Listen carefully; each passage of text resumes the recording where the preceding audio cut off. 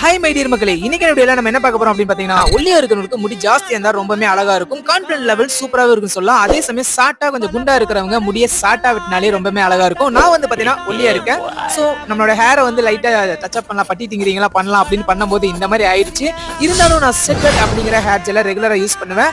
அப்படி நான் ஆஃபர்ல ஆர்டர் போட்டது தான் இந்த பிளிப்கார்ட்ல இருந்து வந்திருக்க 120 ரூபா ஒர்த் உள்ள செட்வெட் ஹேர் ஜெல். வாங்க இதை அன்பாக்ஸ் பண்ணிடலாம். அன்பாக்ஸ் பண்ணும்போது பாத்தீங்கன்னா ப்ளூ கலர்ல ஒரு பாட்டில் ரொம்பவே என்ன இம்ப்ரெஸ் பண்ணிச்சு சொல்லலாம். அதை எடுத்து நம்ம எப்படி யூஸ் பண்றோம் அப்படிங்கறத பார்த்தலாம் வாங்க.